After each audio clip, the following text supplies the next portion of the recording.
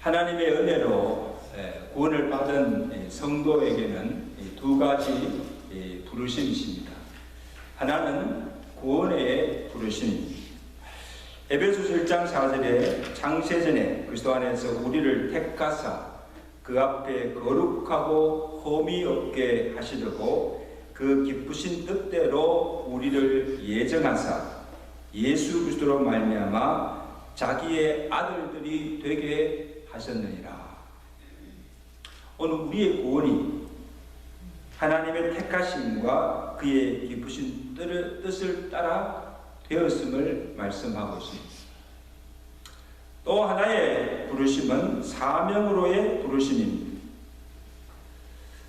나는 부족하고 연약하지만 나를 충성되이 여겨서 그의 나라와 주의 몸된 교회를 위하여 일하도록 그리스도의 일꾼으로 교회의 일꾼으로 택하여 세워주셨다는 사실입니다. 다시 말하면 나 같은 죄인 살려주시고 날 구원해 주신 이 구원에 대한 은혜의 감격과 나같이 부족한 자를 그리스도의 종으로 교회의 일꾼으로 세워주심에 대한 은혜와 나를 불러주신 소명에 대한 분명한 확신이 있을 때 오늘 내게 맡겨진 일에 직분에 헌신하며 충성하게 된다는 것입니다. 오늘 우리 자신들 한번 살펴보세요. 내게 구원의 은혜에 대한 감격이 있는가? 내가 구원받은 확신도 없고 이 구원의 기쁨과 감사와 감격이 없고 나를 부르심에 대한 확실한 소명도 없는데 어떻게 내가 이 구원의 복음을 전할 수 있으며 복음을 위해서 일할 수 있으며 복음의 일꾼이 될 수가 있는가 하는 것입니다. 여러분, 하나님 우리를 교회 일꾼으로 복음의 일꾼으로 세우신 목적이 무엇입니까?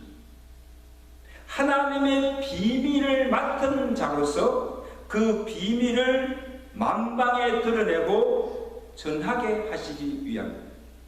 오늘 1장 26절에 보세요. 이 비밀은 만세와 만대로부터 감추어졌던 것인데 이제는 그의 성도들에게 나타났고 하나님이 그들로 하여금 이 비밀의 영광이 이방인 가운데 얼마나 풍성한지를 알게 하려 하십니다. 이 비밀은 너희 안에 계신 그리스도니 곧 영광의 소망이니라. 그의 안에 지혜와 지식의 모든 보화가 감추어져 있느니라. 여러분, 우리가 맡은 그 비밀이 무엇인가 하면 이 비밀은 복음이요. 그 복음의 핵심은 예수 그리스도라고 선언하고 있습니다. 로마서 1장 2절에 이 복음은 하나님이 선지자를 통하여서 그의 아들에 관하여 성경에 미리 약속하신 것이라. 여러분, 성경이 그의 아들을 통해서 약속하신 것이 무엇입니까? 하나님이 그의 아들 예수 그리스도의 십자가를 통하여서 이루어 놓으신 구원과 그 그리스도 안에 있는 생명과 부활과 감추었던 천국의 영광을 우리에게 열어서 보여주시고 그 복음을 전파하여서 그 복음을 위해 일하도록 우리를 복음의 일꾼으로 세워주셨다는 것입니다. 얼마나 영광스러워요. 여러분, 핍박자 바울이 회심한 후에 자기를 이 복음의 일꾼으로 불러주신 그 은혜에 감사하며 그가 고백하기를 에베소서 3장 6절에 이는 이방인들이 복음으로 말미암아 그리스도 예수 안에서 함께 상속자가 되고 함께 지체가 되고 함께 약속의 참여자가 됩니다. 이 복음을 위하여 그의 능력이 역사하시는 대로 내게 주신 은혜의 선물을 따라 내가 일꾼이 되었노라. 아멘. 분명한 목적이 있다는 거예요. 하나님께서 왜 핍박자 사울을 구원하여서 그를 사도로 불러주셨는가? 특별히 이방인의 사도로 부르시고 이방인에게 가서 복음을 전파하여서 그 이방인들을 구원하여 그들에게 예수 그리스도의 생명과 복음의 영광을 주기 위해서라는 것입니다. 여러분, 교회의 본질은 여러 가지 사명이 있지만 교회의 본질은 아직도 복음을 알지 못하는 자들에게 가서 구원의 복음을 전하여 그 잃은 영혼을 찾아서 구원하는 것입니다. 근데 여러분, 오늘날 교회를 보면 참으로 안타까운 일은 교회에서 더 이상 복음이 전하여지지 않습니다. 설상 전하여진다고 해도 그 복음이 변질되어 있다는 것입니다. 그리고 교회에 나오는 성도들 가운데도 복음이 무엇인지 잘 모르고 있고, 가서 복음을 전하라는데 가서 무엇을 전해야 할지도 모르고, 그리고 복음의 능력이 어떠함도 체험하지 못하고, 복음의 풍성함도 누리지 못하고 있다는 거예요.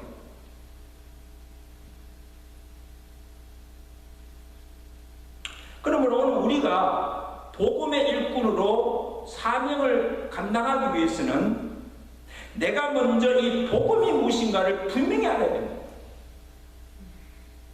그리고 이 복음의 능력과 이 복음을 통해서 우리에게 주시는 풍성한 은혜와 복을 누려야 하고, 복음의 소망에 흔들림이 없어야 됩니다. 확고하게 있어야 됩니다. 그래야 아직도 그 복음을 듣지 못하고 그 복을 누리지 못하는 데에 가서 복음을 담대하게 전할 수 있고, 내가 그 복음을 위해서 살 수가 있고, 그 영혼을 구원하여서 천국에 들어가게 할 수가 있다는 것입니다. 아멘. 자, 그리고 그 다음 목표가 무엇인가 하면 28절입니다. 오늘 본문 28절에 우리가 그를 전파하며 각 사람을 권하고 모든 지혜로 각 사람을 가르치면 각 사람을 그리스도 안에서 완전한 자로 세우려 함이라. 가서 복음을 전파하여 그로 믿게 하여서 구원하였으면 그 다음 할 일이 뭔가 하면 그를 권하고 가르쳐서 그리스도 안에서 완전한 자로 세우게 하는 것이 교회의 교육의 목적이라는 것입니다. 2차적 사명이라는 거예요. 1차적으로는 가서 복음을 전하여서 믿게 하여 그 영혼을 구원하여서 오면 그를 가르치고 양육하여서 하나님의 온전한 사람으로 키우는 것. 이게 교회의 2차적 사명이라는 것. 여기 바울이 반복하여 강조하는 것이 무엇인가 하면 각 사람입니다. 각 사람을 전파하고 각 사람을 권하고 각 사람을 가르치고 각 사람을 완전한 자로 세우는 것입니다. 여러분, 우리의 구원은 개인 구원이에요. 다른 사람의 믿음이 아니라 내가 믿어야 그 믿음으로 내가 구원받습니다. 친구 따라 가족의 권유로 교회에 나오지만 내가 믿지 않으면 구원을 받을 수가 없어요. 교회 다 같이 나온다고 해서 공동체가 구원받는 게 아니에요. 구원은 개인의 구원이에요. 그 예수님께서 자기를 따른 많은 무리를 보시고 제자들에게 이렇게 묻습니다. 도대체 사람들이 나를 누구라 하느냐? 너는 엘리야, 너는 세례요한 선지자 중에 한 사람이라고 합니다. 예수님께 실망하셨어요. 예수님께 지금 많은 무리가 나와서 예수님을 따르고 믿고 있지만 예수님을 잘못 알고 있는 거예요. 그래서 예수님께서 제자들에게 그러면 너희는 나를 누구라 하느냐?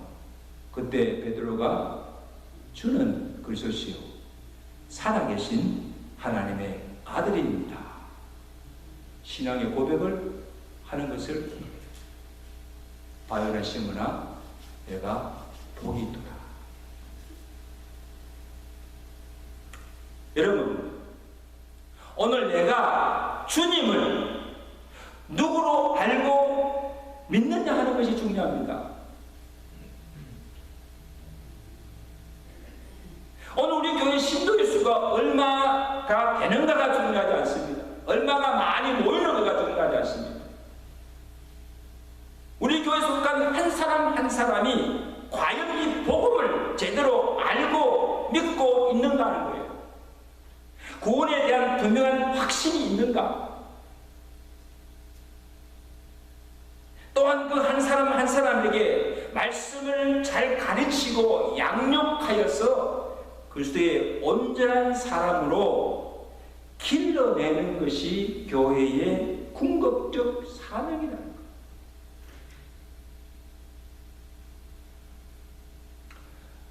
여러분, 우리 아이를 다 키워봤잖아요. 아이가 태어나면 그냥 자라는 것이 아니죠. 젖을 먹이고 정성과 사랑으로 돌보면서 양육하여 잘 가르치고 교육할 때 훌륭한 성인으로 성장하는 거예요. 훌륭한 사람이 되는 거예요. 마찬가지입니다. 오늘 우리에게 맡겨진 구원받은 성도 한 영혼은 영적 갓난 아기와 같아요. 그냥 내버려 두면 안 돼요. 하나님의 신령한 주신 말씀을 먹이고 주의 교양과 훈계로 가르치며 사랑과 정성으로 돌보고 양육할 때에 그리스도의 사람으로 온전하게 자라가며 하나님 나라의 귀한 일꾼으로 세워지게 되는 것입니다. 교회의 책임이 큽니다.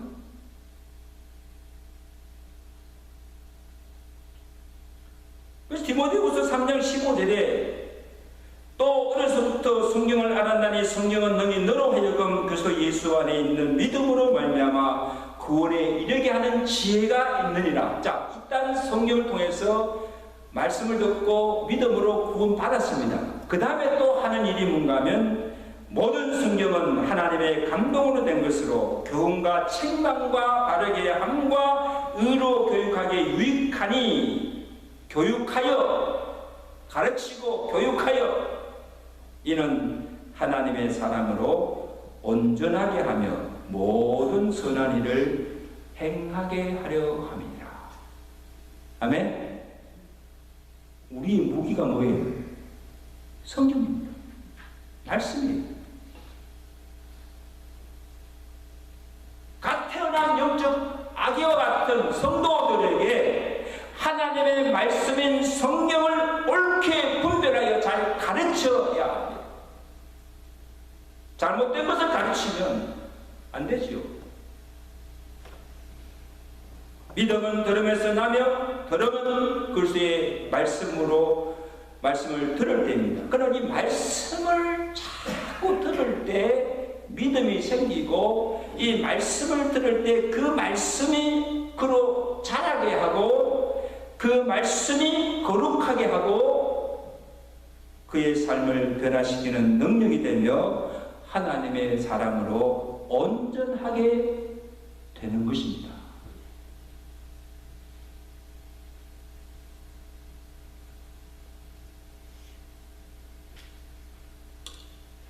내 자신이 날마다 그 말씀을 주야로 묵상하며 그 말씀대로 가면서 또한 이 교회를 통해서 강단을 통해서 이 주시는 말씀을 가르침을 받고 그 말씀대로 살아갈 때에 우리의 삶이 변화되고 하나님의 온전한 사람으로 세워지게 될 줄로 믿습니다. 이런 은혜가 여러분이 함께 하시기를 주님께 축원합니다. 자, 그러면 어떻게 이 일꾼의 사명을 감당할 수가 있습니까? 자, 본문 29절 우리 다 같이 읽겠습니다. 시작. 이를 위하여 나도 내 속에서 능력으로 역사하는 이의 역사를 따라 힘을 다하여 수고하노라. 여러분이 세상 일은 내가 배운 지식이나 경험으로 내가 무언가를 이룰 수가 있습니다. 그러나 이 교회의 일, 이 하나님의 일은 결코 세상의 지혜나 경험으로 자신의 생각이나 논리로 일하는 것이 아닙니다. 더욱이 이 영혼을 구원하는 일, 사람을 변화시키는 영적인 일은 성령의 은혜와 능력과 성령의 도우심과 역사하심이 없이는 불가능합니다. It's impossible.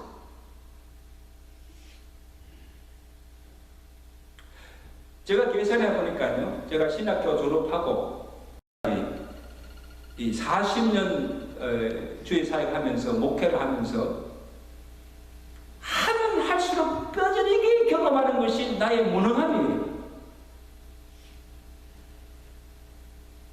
아무리 말씀을 가르치고 말씀을 전하고 많은 설교를 하고 제자 훈련을 하여도 사람이 잘 변화되지 않는다는 것.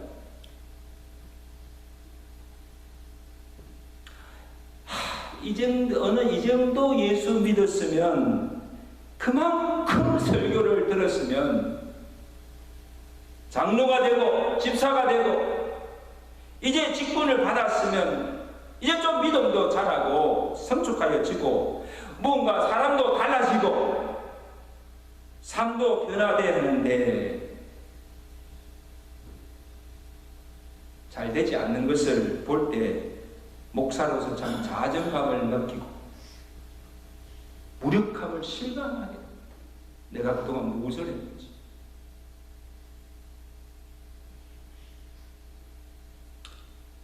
근데 그 이유가 무엇인가를 가만히 보니까 내가 내 힘으로 하려고 하기 때문에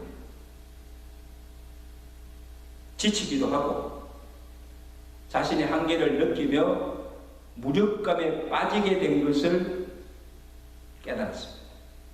아, 이것이 아니구나.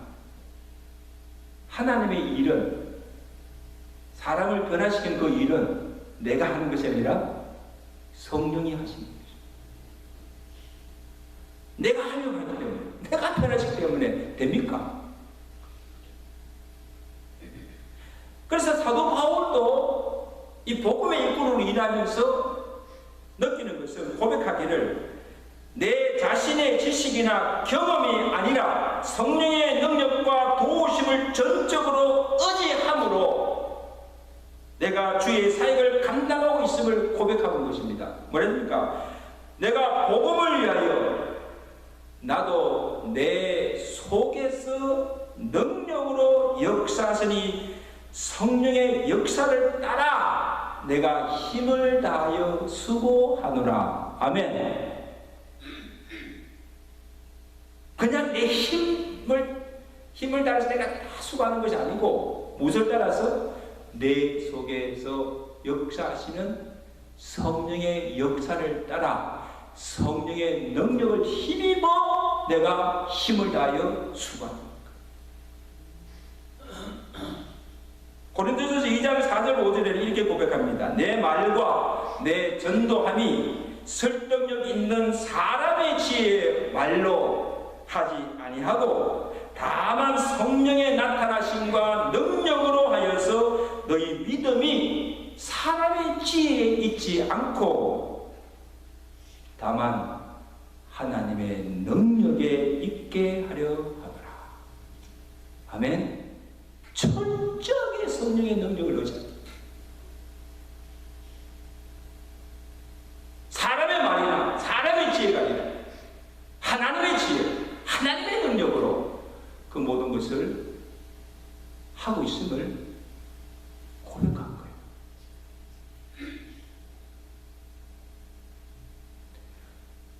그러면 성령이 내 속에서 능력으로 역사하기 위해서 해야 할 일이 무엇입니까?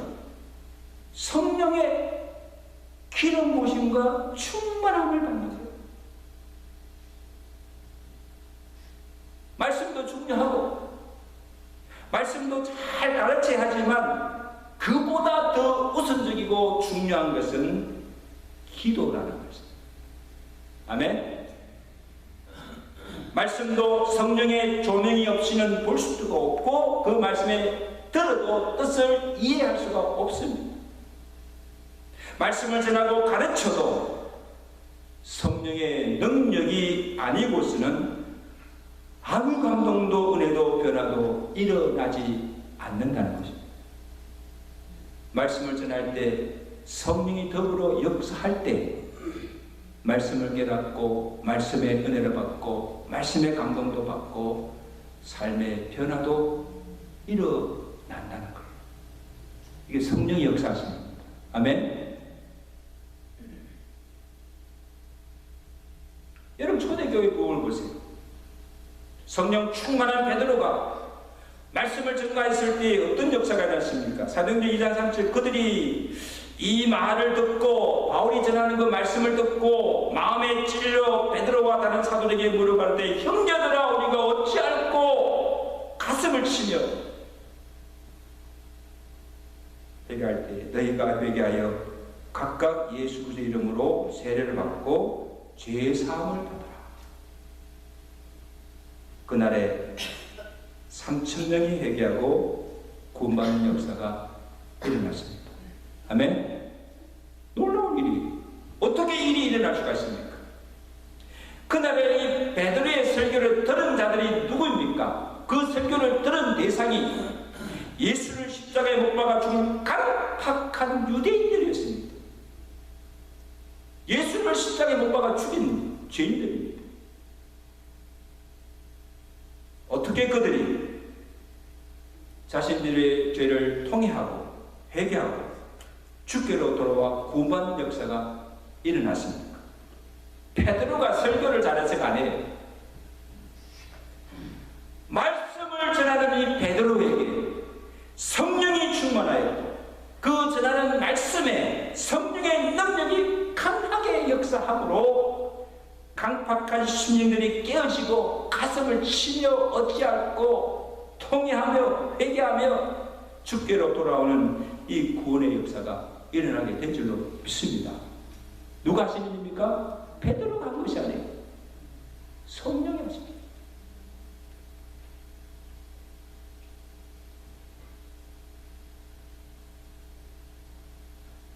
여러분 얼마나 기도하십니까? 오늘 내게 주어진 이 일꾼의 사명을 감당하기 위해서 성령이 내 안에서 역사하기 위해서 우리가 얼마나 간절하게 기도합니까? 성령의 기름 부으심과 충만을 위해서 얼마나 우리가 간절하게 기도합니까? 오늘 저와 여러분이 기도한 만큼 여러분 안에 계신 성령이 역사하실 것입니다. 여러분이 기도하고 흘린 눈물의 양만큼 오늘 성도들의 영혼도 자라며 그의 삶이 변화될 것입니다. 우리가 아무리 애쓰고 수고하여도 성령의 은혜와 능력이 아니고서는 아무 열매도 거둘 수가 없고 아무 역사도 일어나지 않을 것입니다. 성령의 도우심이 없이는 일꾼의 사명도 목회의 사명도 끝까지 감당할 수도 없고 금방 지치고 쓰러지고 마는 것입니다. 별 수가 없어요. 이제 말씀해 주겠습니다. 산성도 여러분, 구원받을 만한 자격이나 공로가 없지만 은혜로 나를 보내주시고 내 자신을 볼 때 나는 부족하고 아무 쓸모없고 연약하지만 그래도 나를 충성되게 여겨 교회 일꾼으로 복음의 일꾼으로 삼아주신 은혜에 감사하시며 그 맡은 일에 충성을 다하시는 저와 되시기를 주님 축원합니다. 성령이 나와 함께 하시며 내 속에 역사하시는 성령의 능력을 힘입고 내가 힘을 다하여 수고하여 충성함으로 많은 영혼들을 구원하며 주님께 칭찬과 상급을 받으시는 충성된 일꾼 되시기를 주의 간절히 축원합니다.